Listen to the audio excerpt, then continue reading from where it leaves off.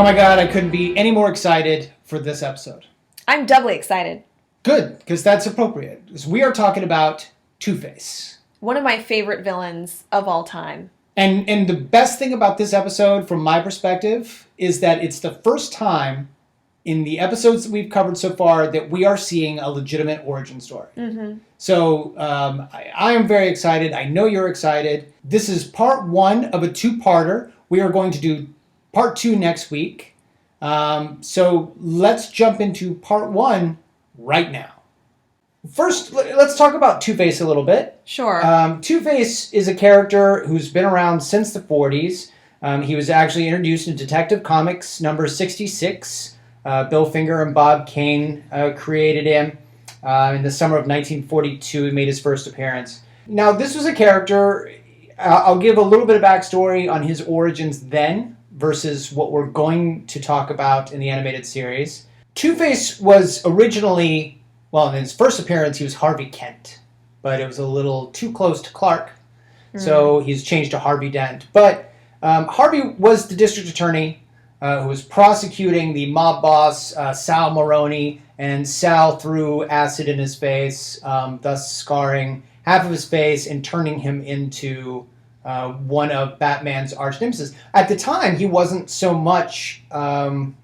He wasn't a big part of Batman's rogues gallery. In fact, he only made 3 appearances in the 40s. Mm-hmm. In his third appearance, actually, he was cured. His scarring was, his disfigurement was fixed, mm-hmm. and he was cured of his insanity, which kind of makes him a really boring villain. So we didn't see him again until the 50s. Really, he only made a couple appearances in the 50s. It wasn't until the 1970s with Denny O'Neil that he came in and actually solidified himself as a member of the Rogues Gallery. And really, it wasn't until Batman Year One, written by Frank Miller, where we get a little bit of backstory that we continue to see in Batman the Animated Series, and that is that he is good friends with both Bruce Wayne and Commissioner Gordon, mm-hmm. Which sort of makes him that much more tragic when he becomes a villain, and now Batman and Commissioner Gordon are having to go after their old friend. Right. And then after Year One, Andrew Helfer, the writer, actually introduced sort of an alcoholic and abusive father in Harvey's past, and there was even mentions of early kind of struggles with, there was paranoia, and there was even bipolar disorder. Mm-hmm. All of that we can certainly get into as we go on, mm-hmm. which we can do now. This episode was the 10th mm-hmm. In the two-parter. It was the 10th episode, first aired September 25th, 1992. When we're introduced to Harvey, it's actually through a nightmare. Right. The episode opens up with this dark scene. Harvey is alone, sort of distraught. He's hearing this voice. Harvey Dent. And we start to see the signature coin flip. At the time, it's not signature to us if we're going by the episode. Right, we've not seen anything yeah. like that before. Yeah. But in this dream, he approaches this dark figure who's in the shadows. You can't really quite make out who he is, but you see this hand come out, and he flips a coin, and apparently that gesture is, incredibly frightening to Harvey. You can't get away from me. He wakes up from his dream, and he's just sweating, he wakes up in this panic attack. He's completely distressed and distraught by this dream. Yeah, so we find out through, I don't know if it's his personal assistant or his campaign manager. He sort of seems to have job descriptions of both. But this gentleman comes in, tells Harvey that they're going on a raid. Now, why the district attorney is there for the raid, I don't really know. But the GCPD are going after these guys who are fighting back with a vengeance. They've even got rocket launchers. And Batman comes in and, of course, saves the day. But in his opportunity to get in front of the camera, Harvey, of course, praises Gotham City's police department, Commissioner Gordon especially. Harvey mentions that I will not rest until Gotham City has been dethorned once and for all. So you're right. He's absolutely got a great deal of pressure on him, and we start to see him break a little bit because one of the thugs, as he's being carried off in handcuffs, kicks mud onto the suit of Harvey Dent. And an otherwise jovial Harvey flips out. I mean, just loses his stuff. You little weasel! I'll tear you apart! Help! Get him off! He's crazy! Someone get him off me! If you were to see someone, especially someone as public as Harvey, just go to town on a guy in handcuffs, what are you thinking? Well, at this point, we haven't seen this before from him, but he's, one can say certainly he has anger problems, that he's irritable, that he's on edge. It's not, I would actually say it's not, abnormal to have moments of losing control, especially if someone is attacking your character and essentially, humiliating you in front of cameras in public. Harvey's public persona, his character, his morality, that's incredibly important to him. He's up for re-election. He has conviction that he is the best person for this job. And, these thugs are attacking his credibility. Yeah, and something you just said actually brings up an interesting point. You said that they're basically laughing at him. And what we actually hear, we do sort of get the sense that that's how he perceives them. And that maybe that harkens back to an old memory or something that he has, because when he kicks the mud onto his suit, and Harvey flips out, he actually starts to hear laughter from people around him. And he specifically says, kick mud in my face, will you? Like this is something that you get the sense that he's dealt with maybe since childhood. Like there's something wrong. And I think that there's something a little telling as well. When the news report, Summer Gleason comes on and says, "Unfortunately, Handsome Harvey earned a new nickname tonight, Hothead Harvey, when he attacked one of the suspects." Well, certainly all of us have hot buttons, like if you tease somebody or say something to someone and it happens to be something they're very sensitive about, like somebody may, tease you about your hair color or, say something about... In Gotham City, that means I'm a villain. Right. If you're a ginger, apparently, right, you will be recruited as a villain in right, Gotham City. But, if someone calls you a ginger or says, something derogatory about your hair color, you may be sensitive to that because I know I'm not taking a guess at this. We've talked about this before. You have a history of this happening to you. Sure. Right? So similarly, someone may call me short or, say something about, being nerdy or liking math too much. I mean, whatever it may be. We all have sensitivities. And if somebody attacks you or insults you around that particular characteristic, you might be more prone to get defensive and you may want to lash out. That's completely normal. Gotcha. What's a little bit abnormal is the level at which he combats the guy. Like he boils. I mean, he attacks him. Yeah. And so he goes from 0 to 10 or 0 to rage in a second.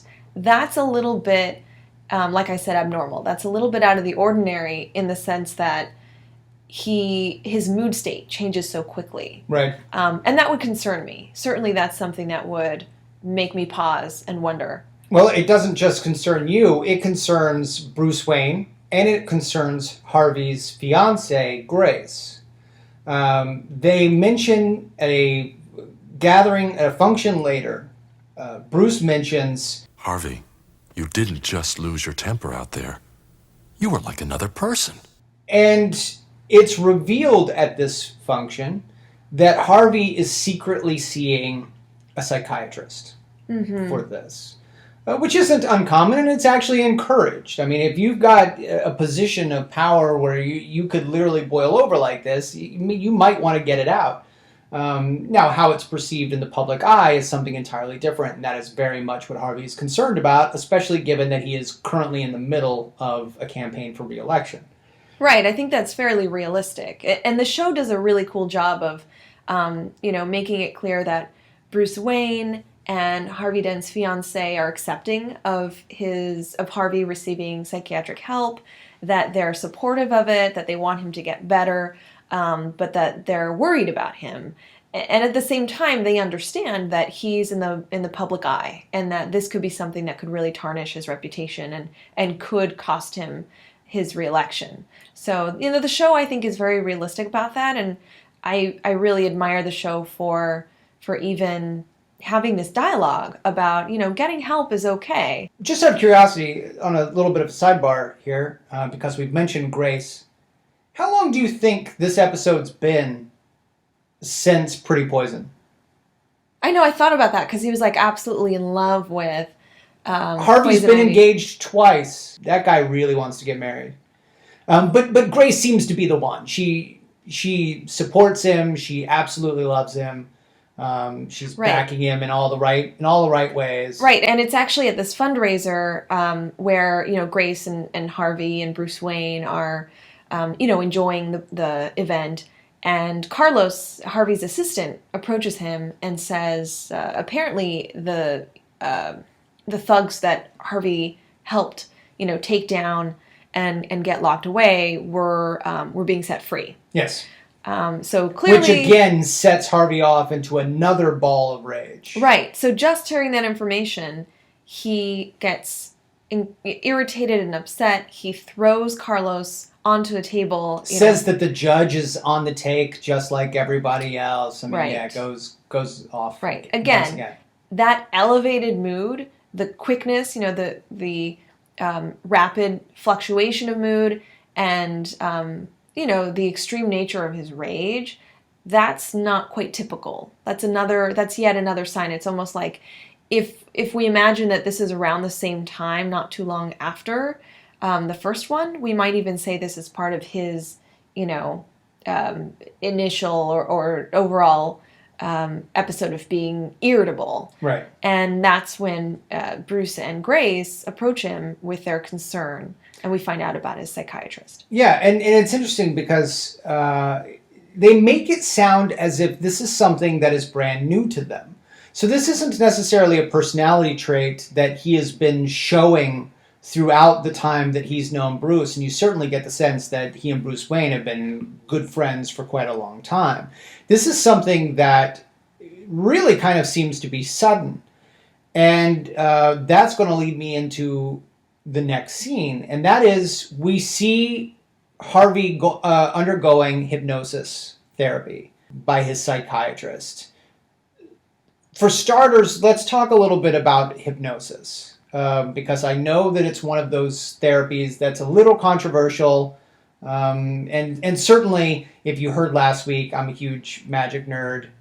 Even stage hypnosis is just as controversial. Well, right. And first, we need to make that distinction. There's something called hypnosis, and there's something that's hypnotherapy. Right. And they're actually very different techniques, and very different people are qualified to do either one, Yeah. So I just want to make clear that a hypnotherapist is a different, has different training than a hypnotist. Okay. So you have more experience with hypnotism as as a stage technique, as a performance. Right. What would you say what can you share about your experiences with that?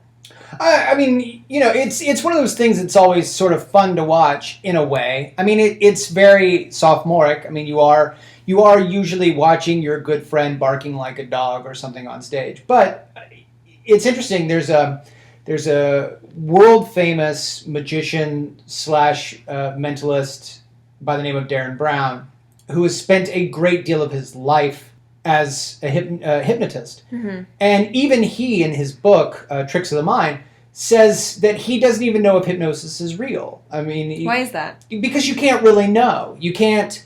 There's no way... He says that you basically have three categories of people. You have a person... Or you have three possibilities, rather. You've got a person who is really hypnotized. So that if I ask you to bark like a dog, you will do it because you have been told to. And then you've got the people who, they're subconscious, they want to bark like a dog. Not specifically, but they want the attention. They enjoy being on the stage, being used as an example. And even though they might not be hypnotized, they might allow themselves to think that they are. And they might go along with it, whether they're conscious of the fact that they're going along with it or not, because it's something that subconsciously they want to do. They want to participate. And then there's the third person. There's the person who is embarrassed that they are not hypnotized. And they think that the other 9 people on the stage are. And they don't want to be embarrassed in front of this large audience who may think that they aren't susceptible or that somehow they did something wrong. So they go along with it anyway, knowing that the audience will accept them, but they are very conscious of the fact that they are doing this. They're just pretending to be hypnotized. They are pretending because they don't want the embarrassment. Now, the thing is, and this is why Darren Brown makes the point that you never can really know, who's going to admit one way or another that they were or weren't? Like, would that person then go, you know what, it turns out I wasn't, I was just playing along. Right. Or would the person who subconsciously wanted to bark like a dog admit to you, his friend or her friend, you know what, I totally wanted to be a part of this. You just can't really know if what you're doing. All you know is that for those few minutes that those people are on stage, it's entertaining to everybody. But it's really hard to actually pinpoint how accurate it is. Right. And my understanding is that everybody has a different level of suggestibility. Like Sure. People with a high degree of suggestibility may be more likely to be, induced into this hypnotic and that's state. one of the things that Darren does is he goes and sort of looks for the people that he can control or that he can at least predict their responses to certain things. How susceptible would they be to do this or that? And he actually chooses his subjects very carefully that way. So how is that different than hypnotherapy? Well, hypnotherapy is a type of psychotherapy that's used as a treatment for people who could be suffering from a number of different types of mental illnesses. So sometimes hypnotherapy is used for anxiety problems, post-traumatic stress disorder, sometimes even medical disorders like asthma, sometimes cancer. Psychiatric, medical, physical, hypnotherapy has actually been used quite a bit and has been studied, I would say not as much as other therapies, but certainly enough to show that hypnotherapy can be effective for some of these problems. It's not to say, though, I do have to add that hypnotherapy is probably one of the treatments that is, I would say, the most controversial. Right. And it has to actually do with what you said, in the sense that there is no neurobiological, neurochemical explanation of the hypnotic state. So for the very reason you mentioned, we have no fundamental understanding of why this therapy works. For that very reason, a lot of psychologists and mental health clinicians, myself included, believe that the component of hypnotherapy that is actually driving the treatment or is responsible for somebody getting better may not actually be that hypnotic state. It may be something that's actually more commonly found, a psychological state that a lot of us experience, like the sense of relaxation, the ability to be calm, to be in a relaxed enough state that you're able to process some of the feelings, some of the memories and experiences that you need to in order to recover. Would you say that the hypnosis then acts a little bit like a placebo and that they believe that they're getting better? Or I wouldn't call it a placebo because there's something about the technique that seems to be effective. Yeah. But I get what you're saying. Like, do they think because they're hypnotized they're getting better? Right. Not necessarily, and I'm not sure I have an answer to that. But because we may simply not know. But a lot of those in the mental health field believe that it's not that these patients are in a special state. You know, they're actually in a normal psychological state. For people with active imaginations, like I said, a high degree of suggestibility, the motivation to want to change, those are very normal states. And it's perhaps in that state, in addition to the ability to use guided imagery, relaxation techniques, calming techniques, breathing techniques with an expert, that might allow them to be able to process their problems, I would say, in a way that they're able to get better. So that's for me the best explanation of how hypnotherapy works. And then we've got what Harvey actually goes in for, and something that seems to be at the height of controversy in hypnotherapy, and that is something like repressed anger, a repressed memory, or whatever. Talk a little bit about hypnotherapy used to bring those sorts of things to the surface. Mm-hmm. It's interesting because a lot more research has gone into the effectiveness of hypnotherapy to retrieve repressed memories and to help patients to recover these memories, especially if they're traumatic. You know, so think of people that have been abused, that have been sexually abused, that have been victimized, and they can't remember what happened to them. A lot of times, hypnotherapists and other experts will try, the hypnotherapy technique to try to retrieve these memories. And it's interesting. I'm just going to actually read this from a research study because it's actually now pretty well known in this field that hypnotherapy actually retrieves false memories more than it retrieves real memories. So this sort of goes back to what we were dealing with the episode POV, where memory might actually be faulty. Right. So I'll read straight from this article. Memory retrieval often results in symptomatic improvement. However, retrieved memories are likely to be distorted, and in some research studies, hypnotized subjects were reluctant to admit that their memories were inaccurate, even when confronted with clear evidence demonstrating this to be the case. You've got someone who knows for a fact, or who in their conscious knows that it's false. Right. But aren't willing to admit it because they believe that that this has come up. Mm-hmm. Their conviction has become so strong. Right. Yeah. So in this scene, we see Harvey's therapist put him under. You are now in a deep sleep. Can you hear me? Mm-hmm. She specifically asks, and this is where I think it gets interesting, mainly because other characters throughout the episode don't require a pendulum to do this. But she specifically asks to speak not to Harvey, but to his alter ego, Big Bad Harv. Right. So she is throwing in the suggestion that repressed anger and guilt from when he was a child, when he supposedly hit this bully who had been picking on him every day at school. One day he gets fed up, he hits the bully goes down, no big deal. But then that bully ends up in the hospital. Harvey believes that it's because of his punch, but really the kid had appendicitis. Mm-hmm. But poor Harvey felt so guilty, he never showed his anger again. So now you're talking about a guy who was literally pent up every bit of anger he's ever had, which is impressive for a guy who's a district attorney. But, now this anger is coming up in the form of Big Bad Harv. Is this sort of thing the kind of thing that you could bring up in a hypnotherapy session?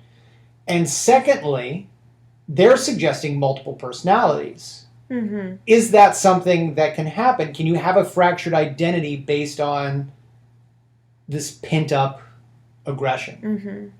Well, according to this psychiatrist, it was the repressed anger and the extreme guilt that Harvey felt that created what this psychiatrist calls his illness. So she believes that his overwhelming guilt about the amount of anger that he felt is what is causing this sort of dichotomy, this, angry, rageful monster and this calm, logical thinking, compassionate man. Well, as we talked about, hypnotherapy is a psychotherapy that has been used. I actually have never used it, and I'm not trained in it. So I would say that it's outside of my expertise to know, does that type of technique pull out this identity? But I can answer some questions about multiple personality disorder, which is we talked about this actually in the first episode we did, Man-Bat, right? Yeah. So multiple personality disorder is an outdated term. It's a term that I think most people know about. Fewer people might know about the actual term that's used now for this disorder, which is dissociative identity disorder, DID. DID is actually another. This episode is just full of controversial themes because that particular illness is, sort of controversial in the sense that a lot of people in this field are not quite sure if it's an actual phenomenon. Right. This is the Loch Ness Monster or the Sasquatch of... Well... It's so rarely seen or said to have been seen that people don't know if it really exists, or... I would say it's just so rare to find this condition without the symptoms maybe being better explained by another condition or a number of other complex conditions. So again, there's just a lot of disagreement with what this might look like. It seems to have been sort of a late 20th century fad, where suddenly everybody talked about multiple personality disorder and even got it incorrectly identified with like schizophrenia. A lot of people said schizophrenia was multiple personality disorder. For the record, explain. Oh my gosh. Or at least say they're not the same. Right. So having multiple personalities is not a symptom, is not characteristic of schizophrenia. Gotcha. So that's, for the record, schizophrenia is not multiple personality disorder. No. Okay. So it's a very controversial diagnosis. What are we dealing with, though? If this were to exist, how would you classify DID? Well, okay. So the reason it was changed to dissociative identity disorder is that dissociation is a big part of this problem, in the sense of somebody having a disturbance or a fracture in their awareness, in their consciousness. And sometimes that could include their identity altogether. So Harvey deciding to cast his anger aside could physically, or rather mentally, he could be fracturing it. He could be creating a trash bin full of his anger that is essentially creating another personality. There actually is an association between traumatic events and the process of dissociation. So if what he experienced was so difficult for him to process emotionally, he may have begun this process of trying to pull his identity away from that experience. And, Gotcha. At a deep level, at a psychological level, yes, that would begin to create a fractured sense of self. That's certainly characteristic of somebody who does not have a stable, solid psychological state for the most part. That could mean that they do have moments where they're not like themselves. Like, you can imagine that people with difficulty experiencing certain emotions like guilt or anger, if they try to avoid them, yes, they are going to have a lot of difficulty just functioning emotionally. So that part of this representation of Harvey seems pretty realistic to me. Right. So as I said, DID, again, is famously controversial, but it is in our diagnostic manual as an actual mental health illness, and it's characterized by having multiple alter egos, or what we can say like personal identities, that control an individual's behavior and actions at different times. As we talked about in the Man-Bat episode, this could mean, the different personalities having different characteristics altogether, like different genders, different ages, different hair colors, different, you name it. Like they are seen by the individual, or actually they're experienced by the individual as completely different personas. Which is why you could have a 50-year-old man also have the personality of a small girl who wears glasses. Right. And, I know the media has included this in a lot of different stories. And it is true when, at least, in research in the books, there are cases where someone has expressed at least 2 different personalities, which is the minimum you need to meet this diagnosis, up to 100 or more different personalities. So again, people who suffer from this illness could have a whole number of different personalities that are distinct from one another. So are the personalities typically different sides of them? For instance, with Harvey, you've got the handsome, charismatic, charming politician, and then with Big Bad Harv, you literally have every bit of anger. So if there's a part of him that needs to bring out that side, he has a personality for that. Is that how those personalities tend to work? Well, again, from the literature, there are some cases where some alter egos or some alters may harbor aggressive tendencies. So, one would say that this is the outlet that this person has to express that aggression and that hostility. So you could be hostile, or you could be, sexually aggressive, or you could be, just different traits that maybe you as a unit don't feel like you have or want. Or you may not have allowed yourself to express those emotions. And they have to come out.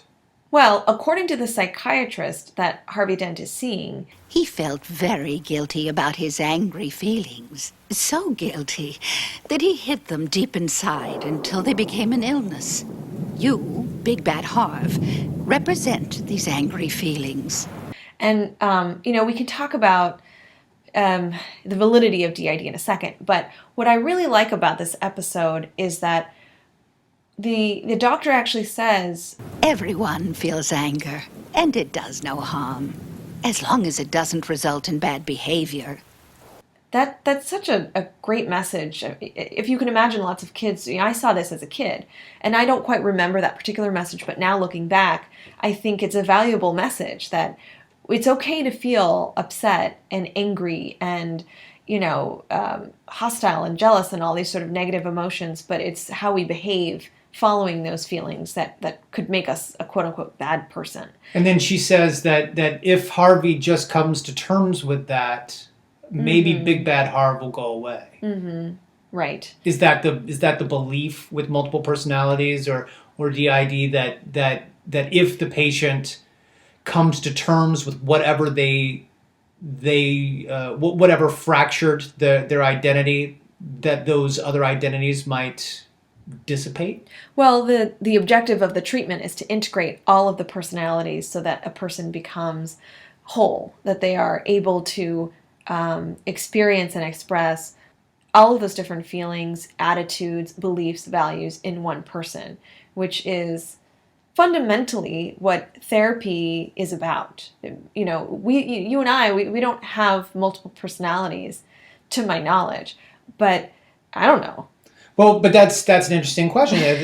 That's something that I know you and I have talked about in the past, and I think we even brought it up with on Leather Wings a little bit with Man Bat. Isn't one of the problems with dissociative identity disorder is that the identities aren't necessarily aware of one another? Or is it that they're aware of one another but can never meet? Yes, the idea is that each personality is unaware of the other to the extent that typically a person with this condition wouldn't readily know that they have this until they saw some of these other secondary signs. But yes, those fundamentally, what they show is realistic. So upon finding out that the plan is to sort of wipe out Big Bad Harv, I'm going nowhere, Missy. If anyone's leaving, it's Mr. Goody-Good. And he attacks his therapist the same way that he's attacked his assistant or his campaign manager, Carlos, and the thug. he attacks her, and she, of course, brings him out of the state with the snap of her finger, which is a classic. When I snap my fingers, you will no longer be hypnotized. Yeah. So go with me on this. Can we blame the therapist for the existence of Two-Face at this point? If Harvey has never really shown signs of this other personality, but let's say he's feeling pressure from his re-election campaign, decides to go to a therapist, she puts him under, and suddenly brings to the surface this other identity. Can we lock her up? No. Oh. You can't. That's unfortunate. You said this yourself with the explanation of hypnosis. And the same thing is true for hypnotherapy, in the sense that, like, you really can't force somebody to behave a certain way. Can you suggest that they behave in a certain way? Sure, absolutely. And there is this power dynamic between, a psychiatrist and their patient. There is that power differential where the patient is susceptible and even vulnerable to suggestions by the therapist. She didn't make him behave that way. He was already in the state of Big Bad Harv. He is already a hostile, aggressive, and violent guy. So if he's arrested and clearly goes through a psychological examination, you couldn't necessarily hold her accountable for bringing up feelings in a persona that didn't otherwise exist in a therapy session. She's not held liable for anything like that. I can't say for sure, but he seems like a horror movie. I know. Well, he already had the signs of this personality there. I mean, we were seeing his visions in his nightmares. We were seeing this hostility. We don't know how long he's been going to the psychiatrist. No, you're right. I'm not sure how long. It could be that as soon as he started seeing this psychiatrist, that these problems became even worse. Yeah. But nonetheless, he assaults her in the session. He gets up as Big Bad Harv and grabs her. He throws something through the window. It's a violent scene. Yeah. And she immediately snaps her fingers. Harvey Dent returns. She sits down. She's clearly in distress and relieved that Harvey's back, and he looks around and he has no idea that he's done. Yeah, he's confused as to why the room is in shambles, and he realizes what had happened, and he's deeply guilty and saddened and ashamed that he did this. Did I do this?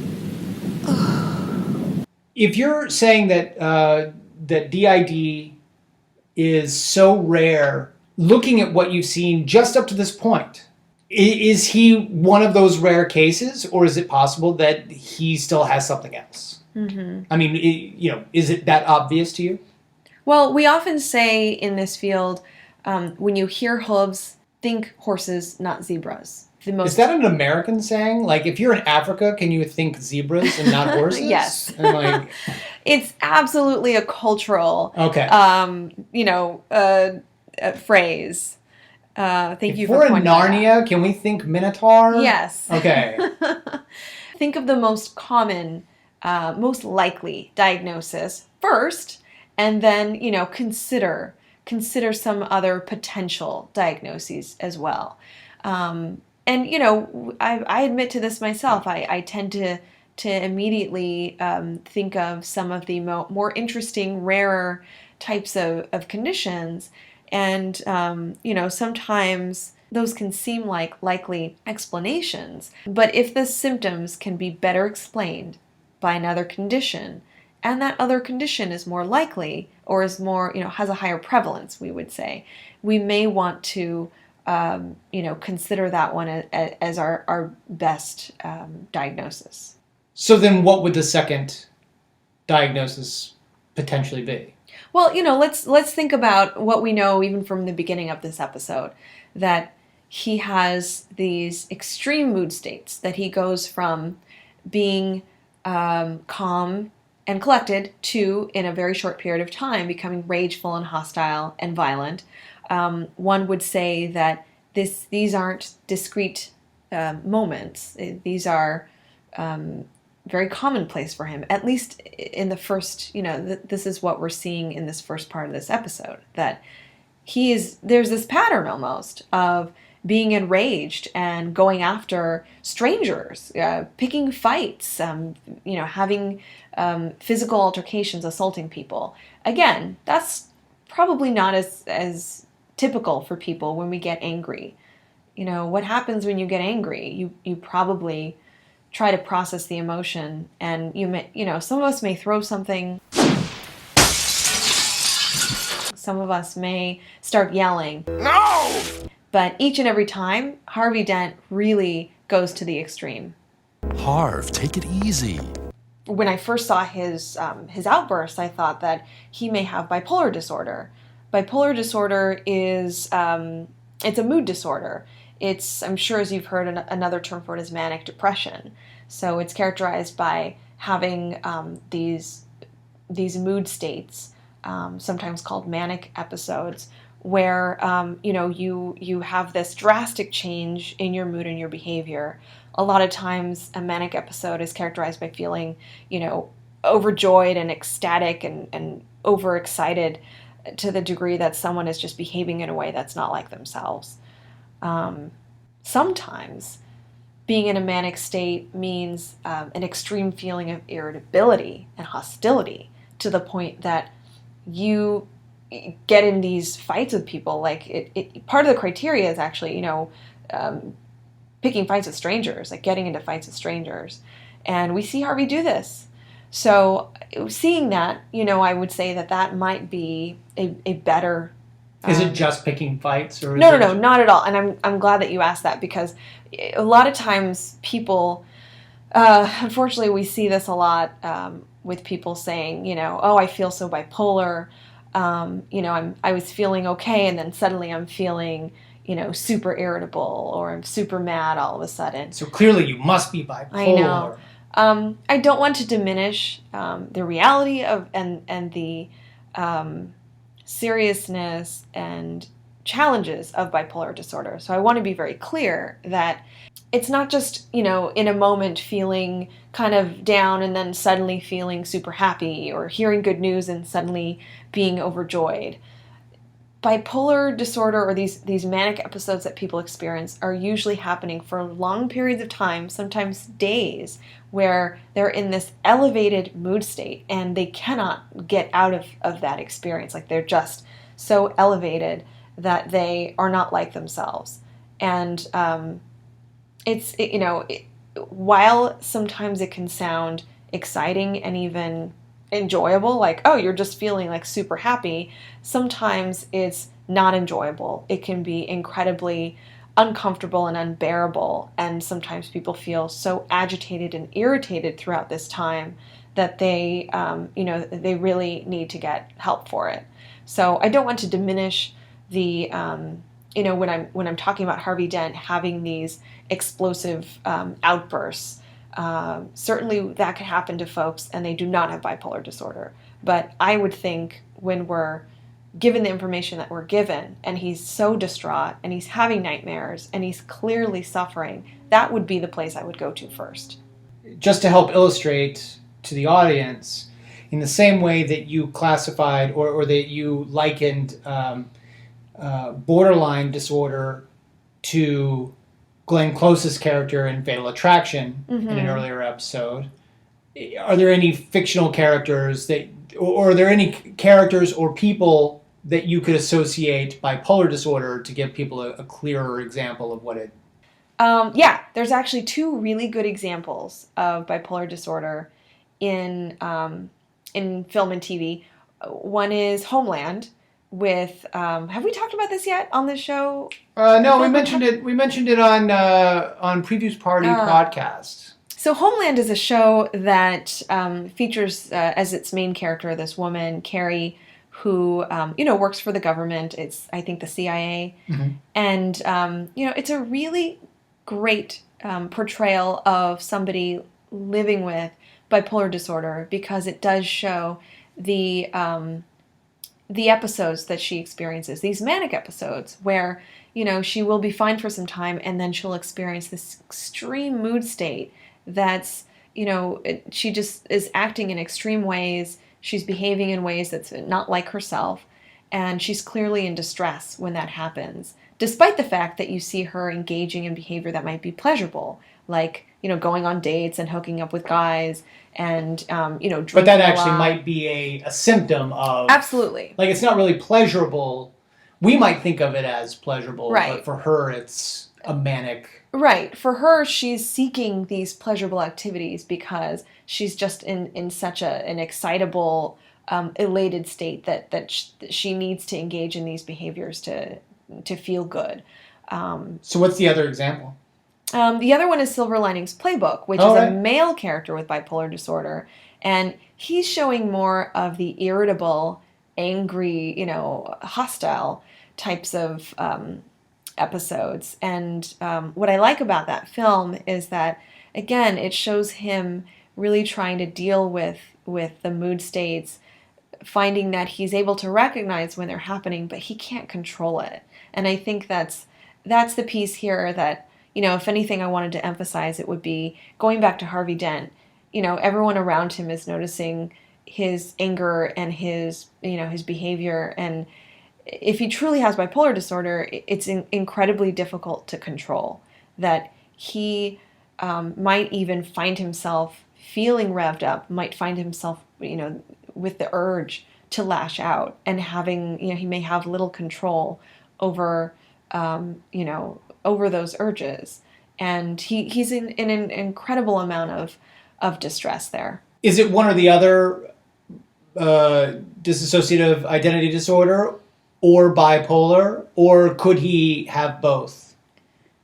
Certainly, it really never has to be one or the other. He could certainly have both.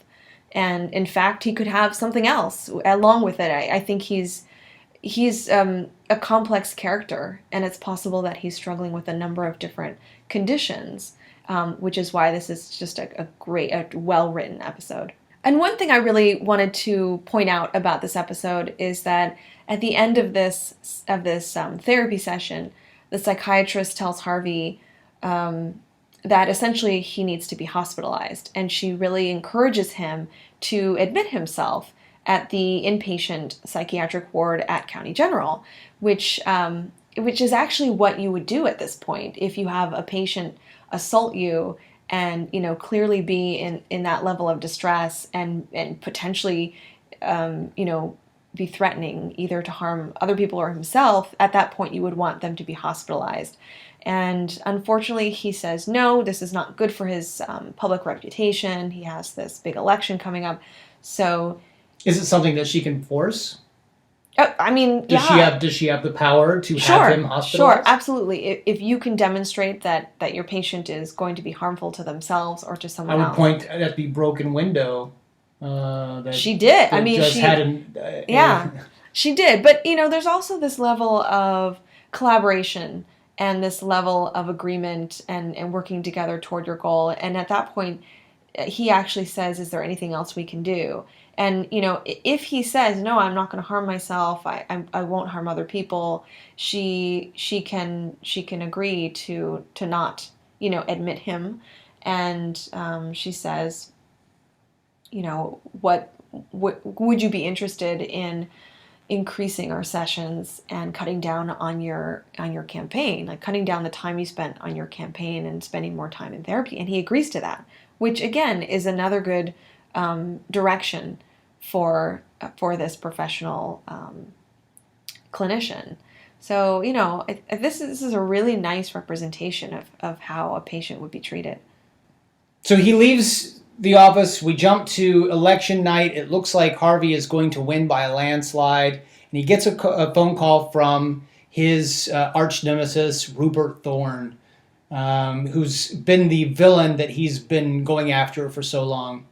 And Thorne has something on him. He knows about Big Bad Harv because his right-hand lady happened to be listening outside. He knows all about Dent's secret identity. Candace, his one of his lady thugs. His lieutenant of sorts. She actually is, we see her at the end of his psychiatry session, we see that Candace is eavesdropping outside the door.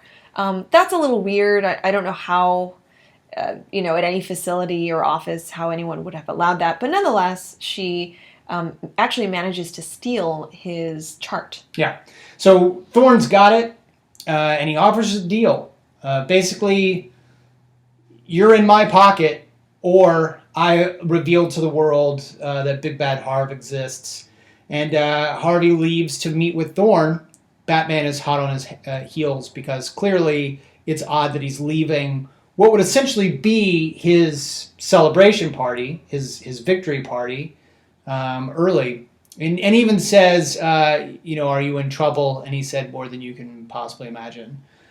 So Batman follows him, thank goodness, because we then see Thorne is basically manipulating the situation, and he's working Harvey up to a nice lather, essentially. Mm-hmm. But this is what I find interesting. This is actually why I bring up the hypnosis thing again.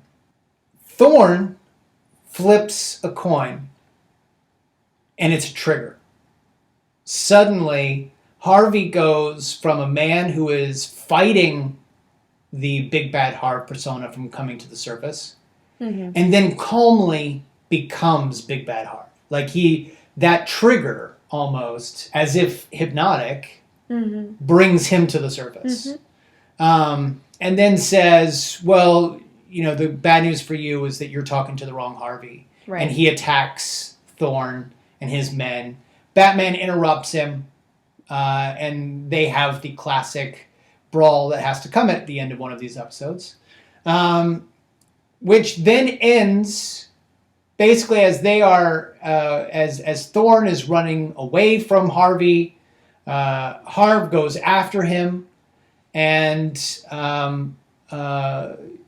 one of the other thugs is about to shoot Harv in the back. Batman stops him, but the gun ends up hitting an electrical junket, which then blows up a vat of... they've always got chemicals and vats of things in the city. Of course, they're in a giant warehouse Always. full of giant vats of toxic Stuff. Chemical garbage that... is the stuff villains are made of. Literally. There's a big explosion. Harvey is caught in that explosion. Harvey. No. And he is then taken immediately to the hospital by Batman. We see him bandaged.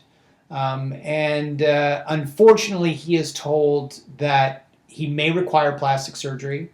That there will clearly be physical scarring. Bruce, however, says... I'm more worried about the mental scars. Which, clearly we are too. I guess leading up to this point, Harvey Dent was the dominant personality trying to suppress Big Bad Harv. Big Bad Harv was currently in control at the time of the explosion, and now Big Bad Harv from this point on seems to be the dominant personality constantly trying to suppress Harvey Dent as Two-Face. But we'll get into that as we go into a second part. But later on, the bandages are removed in a scene that is a little too closely resembling the 1989 Tim Burton Batman, where the Joker, Jack Napier, is all under bandages, and you got the plastic surgeon and says, "You have to understand. Look what I have to work with." That was great. And then, thank you. And then, the Joker's like, mirror, and looks in the mirror, and the only difference between the two scenes is that, besides the fact that Harvey's in a legit hospital, is the fact that while the Joker laughs at the image in the mirror, Harvey screams.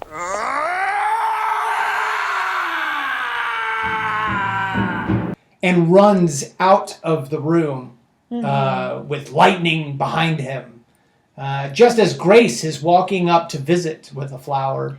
Yeah, I mean, the animators and the writers do this really nice job of portraying his his disfigurement and the horror of it. And so what we see is he runs out of his hospital room, and Grace, his fiancée, is actually approaching. She's walking through the hallway with flowers, and she's, clearly there to visit him. And she comes across him in this dark corridor with this giant window, and lightning hits. And it's interesting because she sees him, and his good face, or his handsome face, is facing her. That side of his face is toward her.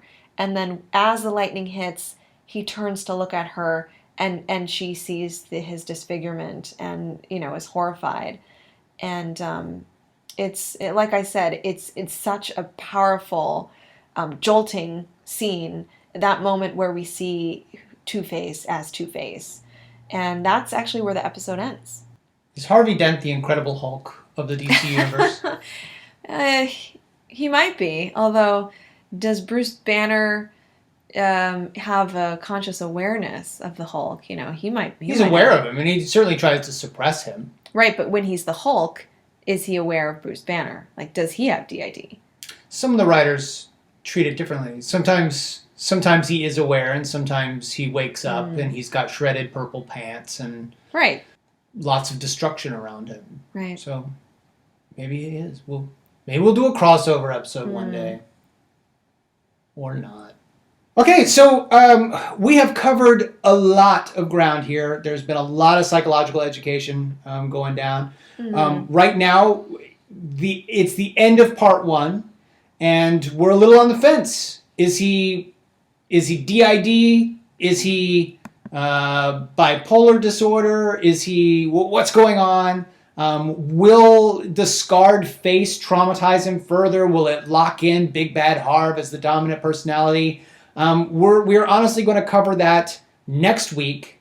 We're also going to cover your questions. We asked on Twitter and on Facebook for you, the audience, to submit your questions about Two-Face. Well, now we're here. Now we're at Two-Face. So he now exists. We can now cover those questions. We're going to do that next week. If you're interested in learning more about bipolar disorder or dissociative identity disorder, look up the National Alliance on Mental Illness, as well as the National Institute of Mental Health online. That both those websites have a lot of descriptions and resources that are very helpful to explain much more in depth about some of the things that we talked about today. Awesome. So until next week, I'm Brian Ward.